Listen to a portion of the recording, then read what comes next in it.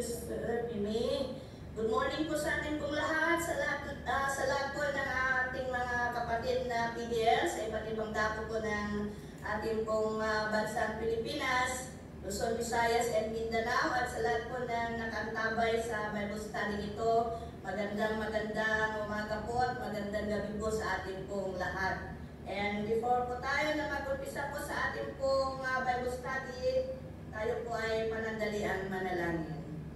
Maraming salamat po, Panginoong Diyos, sa pagkakataon na ibinigay mo po sa amin, na kami po ay patuloy na makapag-aral po ng iyong mga banal na salita. Dalangin po namin, Holy Spirit, our God, and our dwelling Master, ikaw po ang maestro po namin sa umagang ito. Gamitin mo po ang iyong lingkod as your mouthpiece today, Lord. At dalangin ko po, Panginoon, na bigyan mo po kami ng kaunawaan sa iyong mga salita para, Lord, maunawaan po namin ang nais po na ihatid sa araw na ito. At Lord, ikaw na po ang bahala sa amin pong Bible study sa araw na ito. Maraming salamat po, Diyos. In Jesus' name we pray. Amen. Praise the Lord. Purihin po ang Panginoon. Now, darako po tayo sa ating pong pag-aaralan na salita po ng Panginoon. Matatagpuan po sa Book of Hebrews, chapter 12, verse 10 to 13.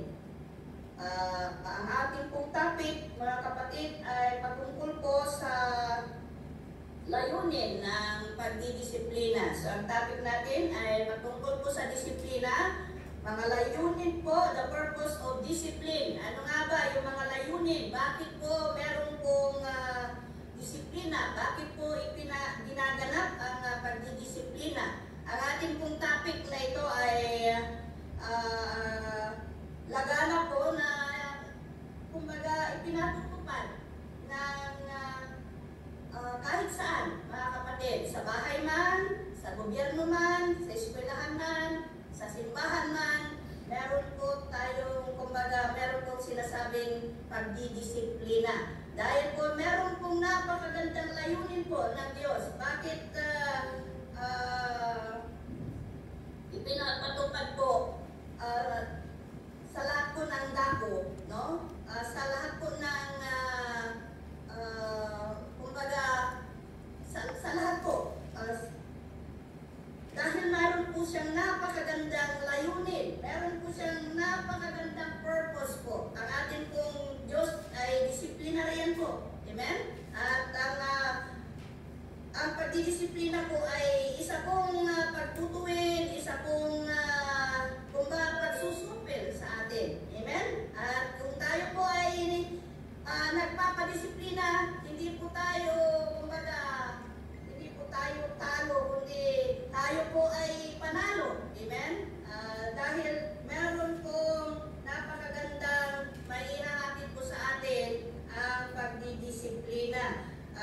Sa ating pong bahay, sabi nga po niya sa Hebrews chapter 12 verse 10, na kahit sa ating pong mga ama ay dinidisiplina po tayo. Sabi niya, sa maikling panahon, dinidisiplina tayo ng mga ama natin dito sa lupa ayon sa inaakala nilang mabuti. So, sa bahay pa lang, sa ating pong mga ama ng tahanan, mga magulang natin, mga kapatid, ay ginaganap po nila or ina-apply po nila yung pagdidisiplina sa kanila pong mga anak.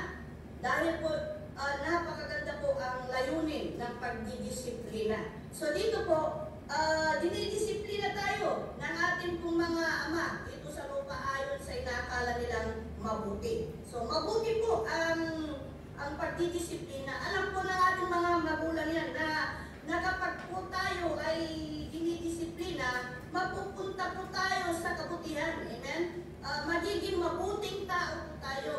Ngunit ang pagdidisiplina ng Diyos ay laging para sa ikabubuti natin upang maging banal tayong gaya niya. So makita natin yung purpose ng discipline. Bakit tayo dinidisiplina sa bahay? No? Para maging mabuti tayong tao. At sabi po niya dito, mga kapatid, ay dinidisiplina din po tayo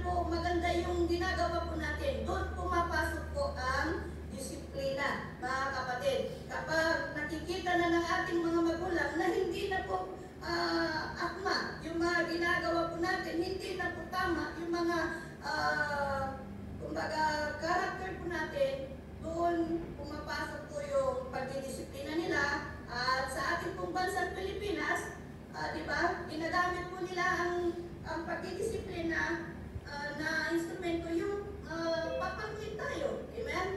Sa kamay, or meron silang gagamitin na instrumento o tsinelas, kung yung iba, stick, amen? Para tayo po ay madisiplina. At napakaganda po ang ibubunga ng disiplina kung ang isang tao po ay padidisiplina, kahit po sa isang bata. Kasi kapag mapabayaan po yung ating mga anak, hindi po sila nadidisiplina, lalaki po silang suwail. Amen? Hindi po sila lalaki na may respeto. Dahil ang pagdidisiplina ng ating mga magulang doon, kumbaga tumutubo yung respeto natin sa ating mga magulang. Amen? Kaya yung mga unang mga kabataan, mga kapatid, grabe yung respeto nila. Siksitan lang sila ng kanilang mga magulang. Titikyop na sila. Pero sa ngayon, parang gumaan yung disiplina. No? Kaya mas malaki na yung boses ng anak kaysa sa magulang. Pero noon, hindi po. Amen? Tikyop po ang mga anak kapag tinignan lang ng mga magulang dahil kumbaga ginagawa ng mga magulang noon ang kanilang mga tungkulin para madisiplina, para maturuan po ang kanilang mga anak. So, ang pagdidisiplina po ay isa pong pagtuturo, hindi lamang pagtutuwid, kundi pagtuturo sa atin, mga kapatid, para maging mabuting tao po tayo. Gaya po ng sinasabi ko ng ating pong teksto, yan sa verse 10, na ang Panginoon po ay dinidisiplina po niya tayo para maging banal po tayo kagaya niya. So napakaganda po yung layunin ng Panginoon. Bakit gusto po ng Panginoon na pabanal po tayo? Dahil wala pong papasok sa kaharian po ng Panginoon na hindi po mapapabanal, hindi po mababago. Sabi niya, without holiness, no one can see the Lord. Amen? Wala pong makakakita sa Diyos. Ibig sabihin, hindi rin po tayo makakapasok sa kaharian ng Panginoon kung hindi po mapapabanal yung buhay natin at mapapabanal po yung buhay po natin kung dadaan po tayo sa disiplina, mga kapatid. Kaya sa iba't ibang dako, mga kapatid, kahit sa inyo dyan, mga kapatid namin sa kulungan, merong mga rules and regulations na ipinatutupad ng ating pong sa ating pong pamahalaan, sa mga leaders po natin, sa pamahalaan, amen, especially dyan sa inyo dyan sa kulungan. So, kailangan din yung sundin. Amen? Kailangan natin sumunod dahil po yun ay isa pong pagtutuwid sa atin, no? Pagtuturo sa atin na kailangan nating sumunod sa batas. Sumunod sa anuman rules and regulations na ipinatutupad ng ahensya. Amen? So, kung gagawin po natin yun, mailalayo po tayo sa anumang kapamakan. Kasi kapag ang tao, kumbaga, nagpapadisiplina, sumusunod, amen? Yung tao na nadidisiplina o yung tao na disiplinado ay marunong sumunod, amen? Marunong sumunod, sumusunod po yun, mga kapatid. Kapag ang tao ay nasanay na sa disiplina, mga kapatid ko kay Kristo, ay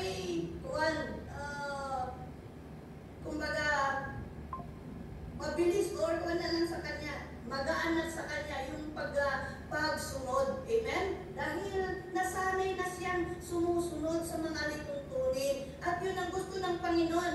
Hindi lamang tayo masunurin sa ating batas dito sa mundong ibabaw, pero masunurin din po tayo sa batas ng Diyos. Alam niyo yung mga tao na disiplinado, meron silang takot. Amen? Nagkakaroon sila ng banal na pagkatakot. Iba naman yung takot na nanginginig tayo dahil natatakot tayo sa isang tao. Pero yung banal na pagkatakot na sinasabi na natatakot tayo lumabag sa kautusan ng Diyos or kautusan ng ating gobyerno dahil alam po natin na meron pong kaparusahan kapag tayo po ay sumuway. Amen? Kaya gusto ng Panginoon maging masunurin po tayo, maging banal po tayo. Amen? Gawin po natin ang mabuti. So, gusto ng Panginoon mapabanal yung buhay natin, malinis, kumbaga, mga kapatid na kagaya niya. Ang ating Diyos ay banal, kaya nga itinuturo niya sa atin na tayo rin po ay magpakabanal. And mapapabanal po tayo kung tatanggapin po natin yung mga disiplina. So, sumunod po tayo ng mga rules and regulations, mga kapatid. Ano man ang klaseng pagdidisiplina sa atin, no? Ay sumunod lamang tayo dahil tayo rin po ang mapapabuti. Amen? So, sa verse 11,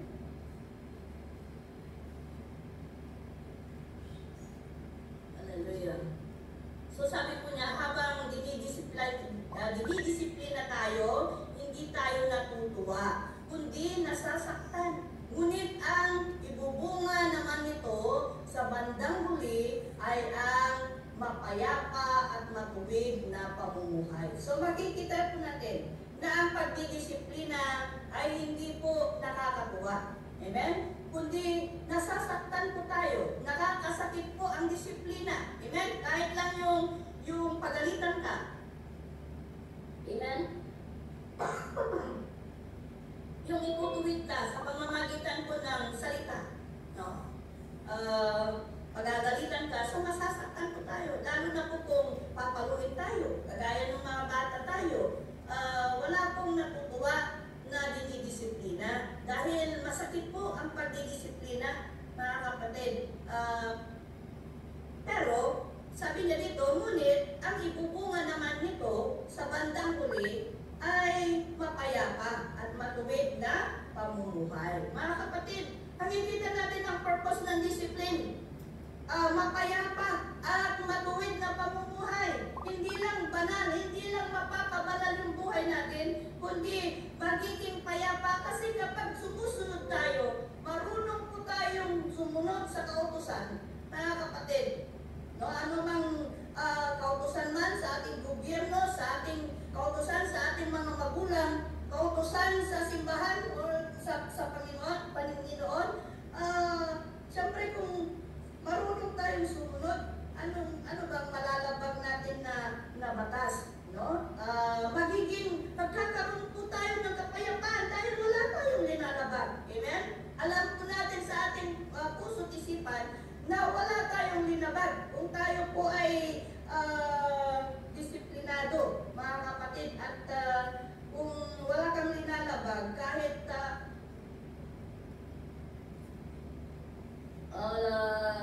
lalagyan ka ng kasalanan or butang-butangan ka sa Bisaya pa. Amen?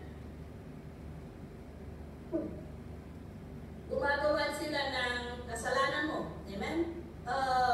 Pero, magkakaroon ka ng kapayapaan sa iyong puso. Meron kang kapayapaan dahil alam mo wala kang ginawa. Amen? Pero siyempre, kung meron tayong ginawa, guilty po tayo. Hindi po ba? Hindi po tayo magkakaroon ng kapayapaan. No? Mapayapa ang buhay at kumbaga, ano sabi po niya, yung magkakaroon po tayo ng kapayapaan at katuwiran. No? So sabi niya dito, matuwid na pamumuhay. So praise the Lord. Ito po yung gusto ng Panginoon na magkakaroon po tayo ng mapayapa at matuwid na pamumuhay. Yung peaceful po, na wala ka pong inaalala na kahit ano, mga kapatid, dahil ginawa mo ang tama. Amen? At sabi niya, pagkakaroon po tayo ng matuwid na pamumuhay. Ito po yung layunin po ng Diyos sa pagdidisiplina. Amen? Kahit sa inyo dyan, isa po na paraan din po ng Panginoon, paraan ng ating gobyerno na madisiplina tayo. Amen? Bakit nandyan kayo? Ngayon, mga kapatid, salamat sa Diyos dahil kumbaga,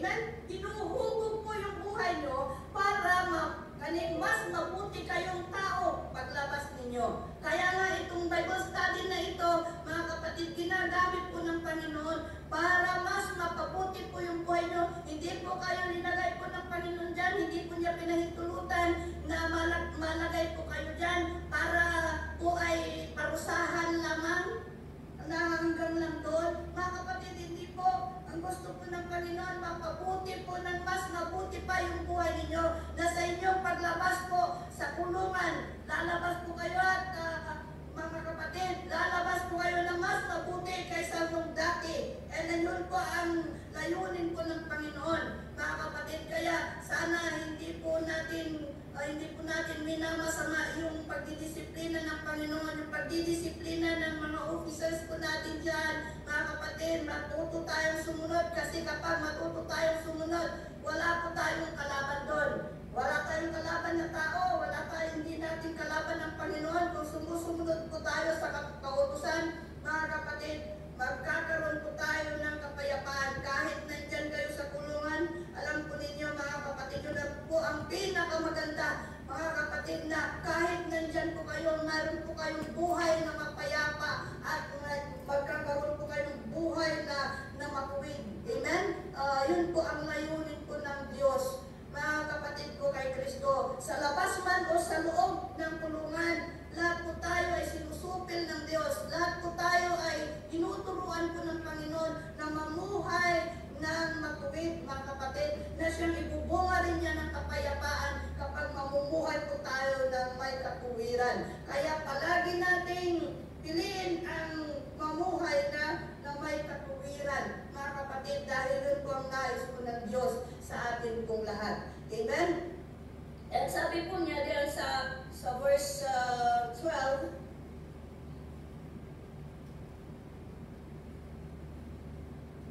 sabi niya, kaya palakasin niyo ang sarili niyo at patibayin ang inyong loob. Amen? So, sana yung walang puwang yung discouragement, mga kapatid. Kapag tayo po ay dinidisiplina, sana hindi po tayo nanunupay-pay, patibayin natin ang ating pong mga sarili at ang ating pong loob. Amen? Huwag tayong ma-discourage, mga kapatid. Meron tayong Diyos. Amen? Sa inyong kalagayan ngayon dyan, parang walang pag-asa, pero meron tayong pag-asa sa Panginoon. Mga kapatid, merong pag-asa na kayo po ay lalaya. Gawin nyo lang po ang kalooban po ng Panginoon. Gawin nyo lamang po kung ano yung nais niya. Bakit kayo niya linagay dyan? Para maangkin po ninyo ang kabanalan at ang kapayapaan at tuwid na pamumuhay. Mga kapatid, kapag naganap po yung nais po ng Panginoon, mga kapatid, na pamumuhay po natin, wala pong imposible sa Panginoon dahil hawak po niya lahat. Amen? Meron pa po tayong pag-asa. Kahit sa mga pamilya natin, sana wag po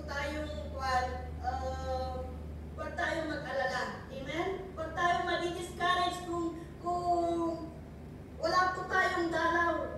Mga kapatid, amen? Sana, lingon pa ni Pastor Gerald na huwag tayong maburyong. Amen? Huwag tayong ma-discourage. Kasi meron tayong Diyos, mga kapatid. Amen? Meron pong Diyos na tutulong sa atin. Meron Diyos na pag-asa natin. Meron Diyos na nagbibigay ng lakas sa atin at pumapatnubay din sa ating mga pamilya. Sometimes nabuburyong kayo, wala kayong naitutulong sa inyong pamilya. Pero salamat sa Diyos na hindi sila pinapabayaan ng Panginoon. Amen? Kaya isalig lang po natin sa Diyos. Amen? Pagkatiwala po natin sa Panginoon ang ating pamilya. Amen? Gawin natin ang kalooban ng Panginoon. Huwag po tayong madidismaya. Ano man po ang mga pagsubok na dinadaranas ninyo dyan sa loob, mga kapatid, hindi po madali yung mga pinagdadaanan ninyo na malayo kayo sa inyong mga pamilya, especially kapag nababalitaan ninyo na mayroong mga nagkakasakit, may nangyayari, kagaya nitong bagyong ito. Amen? Di ba? Masakit na wala kayo sa piling ng inyong pamilya.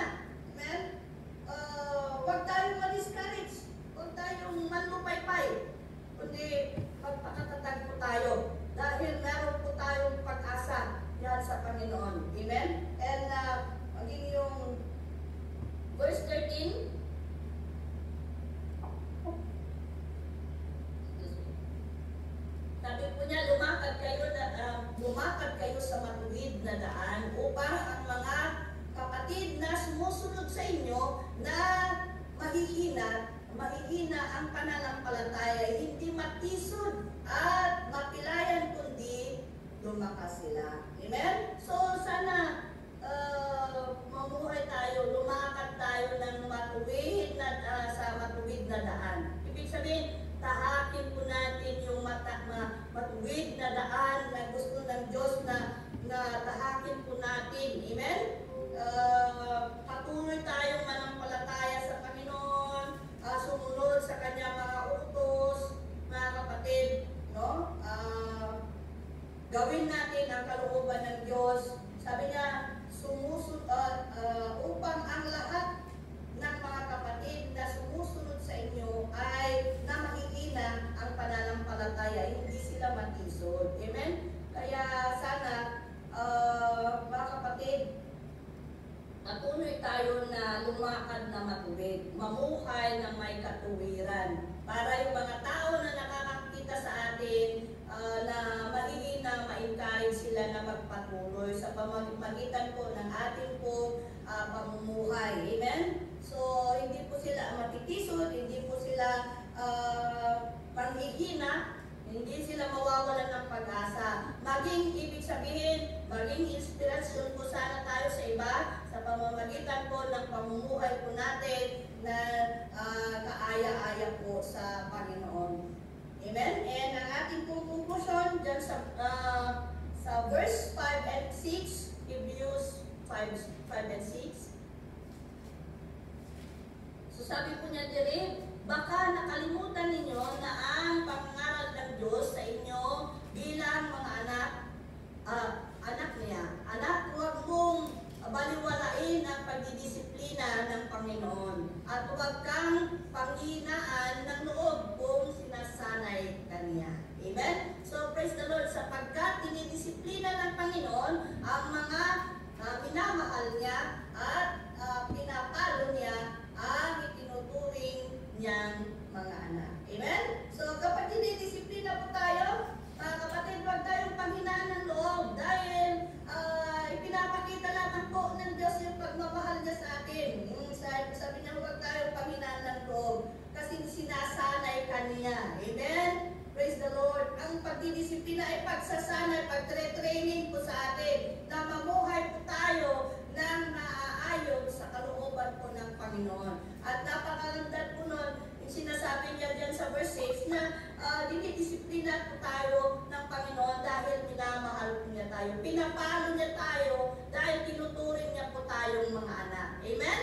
So, sana huwag tayong manlupay-pay, huwag tayong panghinaan ng loob. Magpadisiplina po tayo, magpasalamat po tayo kung meron mga taong gagamitin po ng Panginoon na magtutuwid sa atin. Huwag po tayo magtatampo sa kanila, huwag po tayo magagalit sa kanila, kundi magpasalamat po tayo sa kanila dahil ginagamit po sila ng Panginoon para maituwid po yung buhay po natin. Purihin po ang Panginoon. Salamat po sa inyong pakikinig and let us pray. Maraming salamat po, Panginoon, sa pagkakataon na ibinigay mo sa amin. Salamat po sa iyong mga salita. O Diyos, I pray na siluhan mo sa kaibuturan po ng puso ng aking mga kapatid na may sagawa po nila, Panginoon, ang kanilang narinig, O Diyos, na hindi po sila panghinaan ng loob sa panahon po ng pagdidisiplina. Kahit masakit po ito, bagpos, Panginoon, tatanggapin po nila ng maluwag sa kanilang kalooban para maangkin po nila yung layunin mo, Panginoon, sa iyong pagdidisiplina. Salamat po, Panginoon Diyos. Thank you, Holy Spirit, our God. Thank you for being with us today, Lord. And patuloy ka na magdisiplina sa bawat isa sa amin. Baguhin mo ang mga kailangan baguhin sa amin ng mga buhay. Thank you so much, and we give you all the glory, Lord. Honor and adoration in Jesus' name we pray. Amen. Purihin po ang Panginoon. God bless po sa inyong lahat. Binibigay ko po sa ating guys. Okay po, bigyan po natin ng aray na palakpak ang ating Panginoon. Lord, the research and